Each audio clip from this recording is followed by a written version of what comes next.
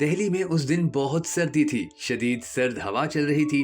10 جنوری 1972 کی صبح دہلی پولیس کے کانسٹیبل خاکی اوور کوٹ پہنے خصوصی ڈیوٹی پر پہنچ چکے تھے۔ برطانوی رائل ایئر فورس کا خصوصی طیارہ انڈیا کے لیے ایک خاص مہمان کو لے کر دہلی کے پرانے پالم ہوائی اڈے پر اترا تو انڈیا کی اعلیٰ سیاسی قیادت نے ان کا استقبال کیا۔ انڈیا کے اس وقت کے صدر وی گری اور وزیر اعظم اندرا گاندھی نے جب خاص مہمان کو خوش آمدید کہا تو ہوائی اڈے پر ان کے ساتھ ان کی کابینہ کے تمام ارکان، فوج اور ہزاروں عام لوگ بھی موجود تھے۔ برطانوی طیارہ لندن سے طویل سفر کے بعد 10 جنوری کو صبح 8:10 پر دلی پہنچا تھا۔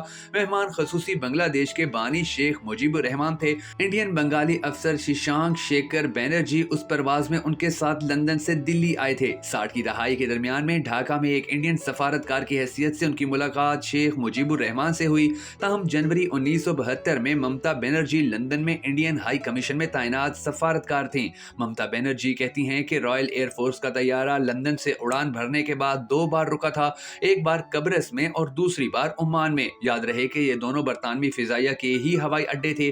ویڈیو میں آگے بڑھنے سے پہلے آپ نے کمنٹ سیکشن میں یہ ضرور بتا دینا ہے کہ آپ کے نزدیک بنگلہ دیش کو پاکستان سے الگ کرنے کی ذمہ داری کس پر عائد ہوتی ہے، شیخ مجیب یا ذوالفقار علی بھٹو پر؟ میں ہوں شکیل حیدر اور آپ دیکھ رہے ہیں Bhakkar network videos. Indian police افسر وید ماروا لندن سے دلی اور پھر ڈھاکہ جانے والی پرواز کے دوران شیخ مجیب الرحمان کی سیکیورٹی کے انچارج تھے۔ انہوں نے اپنے کیریئر کا آغاز مغربی بنگال کے ڈائمنڈ ہاربر میں سب ڈویژنل پولیس آفیسر کی حیثیت سے کیا اور بعد میں دلی کے پولیس کمشنر بنے۔ ریٹائرمنٹ کے بعد وہ انڈیا کے زیر انتظام جموں کشمیر سمیت کئی ریاستوں کے گورنر رہے۔ شیکھر بنرجی اور وید ماروا شیخ مجیب الرحمان کے ساتھ لندن سے دلی اور پھر دلی سے ڈھاکہ کے سفر پر گئے تھے۔ ممتا بنرجی نے خود ایک کتاب لکھی اور انڈیا کے نیوز پورٹل دی کوئنٹ میں ایک مضمون بھی شائع کیا جس میں کچھ سال پہلے کے اس سفر کی یاد تازہ کی گئی، اور انڈین صحافی سکھرنجن سنگیتا نے اپنی کتاب بھنگا پتھر رنگ دھولے میں اپنے اس سفر کے بارے میں ساری تفصیل لکھی۔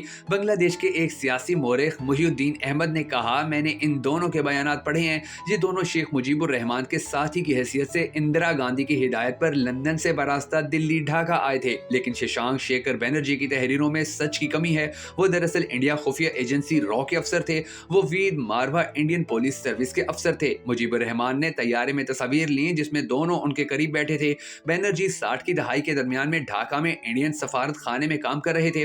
اس وقت ان کی ملاقات مجیب الرحمان سے ہوئی اور انہوں نے دعویٰ کیا کہ وہ ان سے ملنے والے پہلے انڈین افسر ہیں۔ ایک بار پھر انہوں نے دعویٰ کیا کہ وہ لندن کے ہوائی اڈے پر مجیب الرحمان کا استقبال کرنے آئے تھے۔ یہ مکمل طور پر غلط ہے۔ انڈیا میں ممتا بنرجی کا بیان زیادہ عام ہے۔ ایک بار بنگلہ دیش عوامی لیگ نے اپنی ویب سائٹ پر ماروا کے بیان کو نمایاں کیا تھا۔ شیخ مجیب الرحمان کو میاں والی جیل سے رہا کیا گیا اور حکومت پاکستان نے پاکستان انٹرنیشنل ایئر لائن کے خصوصی طیارے کے ذریعے انہیں روانہ کیا۔ بنگلہ دیش کی سیاست کے ایک اور بڑے نام ڈاکٹر کمال حسین کو بھی اسی دن رہا کیا گیا تھا۔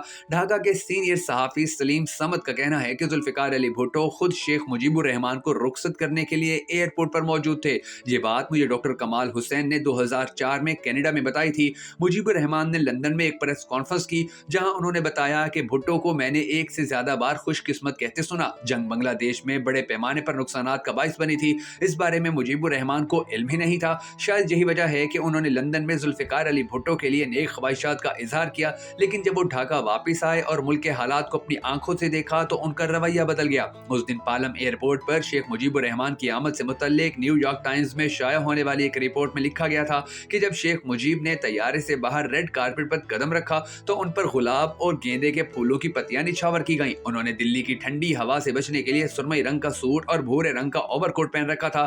NBC ویڈیو میں انڈین صدر وی گری، وزیر اعظم اندرا گاندھی اور ان کی کابینہ کے ارکان بنگلہ دیش کے بانی کے لیے طیارے کے سامنے لگائی جانے والی سیڑھیوں کے پاس ان کا انتظار کرتے نظر آ رہے تھے۔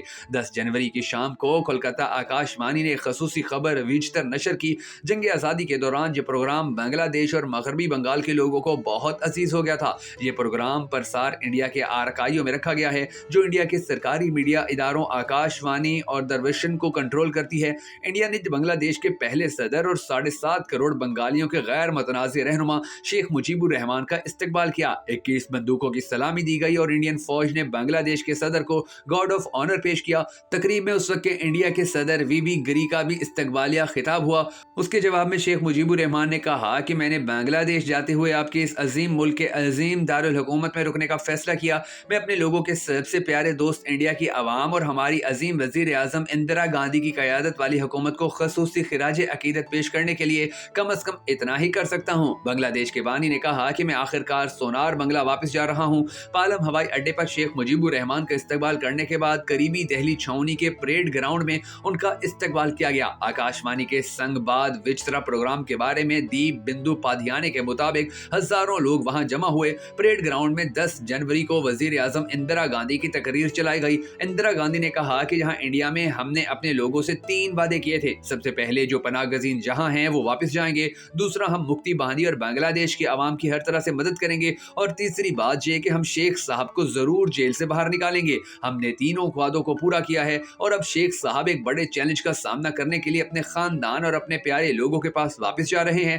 ہندی میں اپنی تقریر کے اختتام پر اندرا گاندھی نے جے بنگلہ دیش کا نعرہ لگایا۔ بنگلہ زبان میں شیخ مجیب الرحمان نے تقریر کرتے ہوئے کہا کہ میں سیکولرزم پر یقین رکھتا ہوں، میں جمہوریت پر یقین رکھتا ہوں، میں سوشلزم پر یقین رکھتا ہوں۔ مجھ سے پوچھا گیا کہ آپ کے نظریات اندرا گاندھی سے اتنے ملتے جلتے کیوں ہیں؟ میں کہتا ہوں کہ یہ نظریات کی مماثلت ہے، یہ اصولوں کی مماثلت ہے، یہ انسانیت کی مماثلت اور عالمی امن کا اتحاد ہے۔ ان کا مزید کہنا تھا کہ میں آج تھوڑا جذباتی ہوں، آپ سمجھ سکتے ہیں، لہٰذا مجھے معاف کر دیں۔ ایک بار پھر میں آپ کا شکریہ ادا کرتا ہوں اور چلا جاتا ہوں۔ شیخ مجیب الرحمان نے اپنی تقریر کا اختتام جے بنگلہ جے ہند کہہ کر کیا اور اس طرح پاکستان کا ایک حصہ ہمیشہ کے لیے پاک دشمن کے ہاتھوں میں چلا گیا۔